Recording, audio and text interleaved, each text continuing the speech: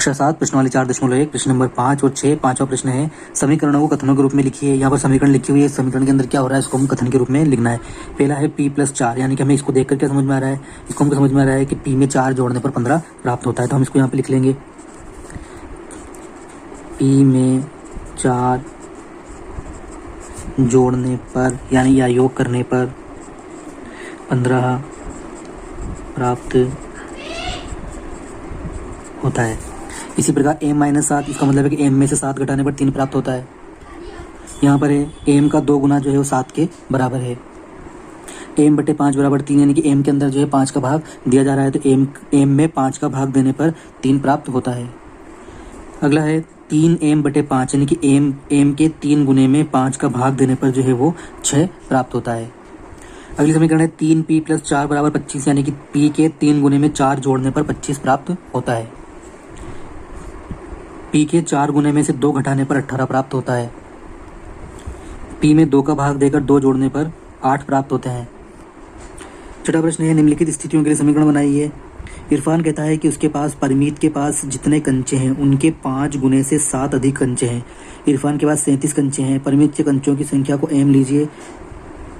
अब यहाँ पर जो है वो 2 लोग हैं इसके अंदर, एक तो है आपके पास यहाँ पे इरफान और एक है आपके यहाँ पर परमीत। अब यहाँ पे सवाल में कहा गया है कि परमीत के कंचों की संख्या को m लीजिए, तो इसके पास जो कंचे हैं उसको ले लेते हैं हम m। तो इरफान कहता है कि उसके पास परमीत के पास जितने कंचे हैं उनसे 5 गुने कंचे हैं। तो इरफान के पास कितने हैं, तो इरफान के पास कितने हैं कि जितने परमीत के पास है, तो परमीत के पास है आपके m। तो इरफान के पास पहला कह रहा है वो कि उसके 5 गुने से, यानी कि इरफान के पास हो जाएंगे आपके उसके 5 गुने, यानी कि 5m से 7 अधिक, यानी कि इसके अंदर 5 गुना करके अगर 7 अधिक इसके अंदर जोड़ दें।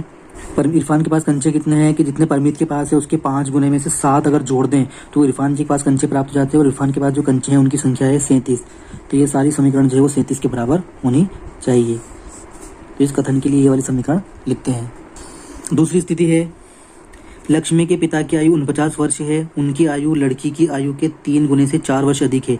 तो लक्ष्मी की आयु को y वर्ष लीजिए। तो यहाँ पर जो है लक्ष्मी के पिताजी और लक्ष्मी, तो लक्ष्मी की जो आयु है उसकी आयु को यहाँ पर y माना गया है। अब यहाँ पर क्या कहा गया है सवाल के अंदर, लक्ष्मी के पिता की आयु 49 वर्ष है, यानी कि इनकी जो कुल आयु है वो है 49 वर्ष। लक्ष्मी की आयु जो है वो है y वर्ष ऐसा सवाल में माना गया है। अब इसको समीकरण के रूप में जमाना है, क्या लिखा हुआ है, उनके पिता की आयु लड़की की आयु के 3 गुने से, यानी कि ये जो 49 वर्ष आयु है ये किसके बराबर है कि लड़की की आयु का 3 गुना, यानी कि 3 गुना y, यानी कि 3y और 3 गुने से 4 अधिक, यानी कि 4 अधिक का मतलब है कि इसमें 4 और जोड़ दें, तो ये हो जाएगा 3y+4 बराबर 49, जो है ये पिता की लक्ष्मी के पिता की आयु है। तीसरी परिस्थिति है इसके अंदर, अध्यापिका बताती है कि कक्षा में एक विद्यार्थी द्वारा प्राप्त किए गए अधिकतम अंक प्राप्त किए गए न्यूनतम अंक के दुगुना धन 7 है।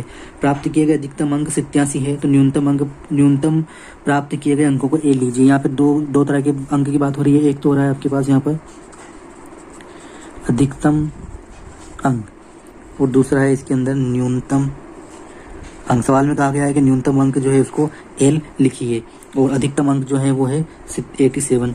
अब इसको जो है समीकरण के रूप में लिखना है। यहाँ पे क्या कहा गया है कि उनकी कक्षा में एक विद्यार्थी द्वारा प्राप्त किए गए अधिकतम अंक, यानी कि अधिकतम अंक जो 87 है वो कितने हैं, वो है न्यूनतम अंक का दुगुना। न्यूनतम अंक कितना है l, जिसका दुगुना हो जाएगा आपके पास 2l, तो न्यूनतम अंक का दुगुना 2 गुने से 7 धन है, धन 7, धन 7 का मतलब है ये 7, धन का मतलब है प्लस का चिन्ह, और ये जो है कुल किसके बराबर है, ये अधिकतम अंक जो है वो 87 के बराबर है। चौथी परिस्थिति है यहाँ पे, एक समद्विबाहु त्रिभुज में शीर्ष कोण प्रत्येक आधार कोण का दुगना है। मान लीजिए प्रत्येक आधार कोण जो है वो 20 डिग्री है। याद रखिए कि त्रिभुज के तीनों कोणों का योग 180 डिग्री होना चाहिए। इस सवाल के अनुसार हमारे को यहाँ पे है, यहाँ पे नाम दिया हुआ है आपके त्रिभुज, ठीक है, और दिया हुआ है इसके कोण का मान जो है हमको 20 डिग्री दिया हुआ है, और त्रिभुज कैसा है आपके समद्विबाहु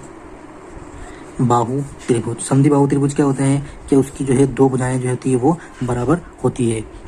तो आधार कोण का दुगना है, तो शीर्ष कोण प्रत्येक आधार कोण का दुगना है। इसके अंदर 3 कोण होते हैं हमारे पास यहाँ पे, ये जो है इसके आधार कोण है, ये इसका शीर्ष कोण है। तो शीर्ष कोण का दुगना है, शीर्ष कोण प्रत्येक आधार कोण का दुगना है। यानी कि अगर यहाँ पर जो है ये x हो, ये x हो, तो ये 2x होता है। यहाँ पे कोण का मान हमको b माना है, तो हम यहाँ लिखेंगे कि ये अगर ये b है, इस कोण का मान b है, इस कोण का मान b है, तो इस कोण का मान जो है वो 2b होना चाहिए।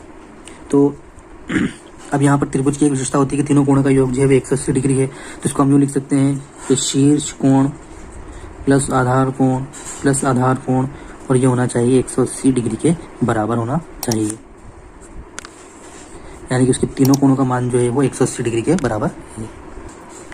और उसको आगे देख सकते हैं, यहाँ पे 2 भी है, 2 भी, तो ये एक 3 और एक 4, तो इसको लिखा जा सकता है 4b बराबर 180 डिग्री।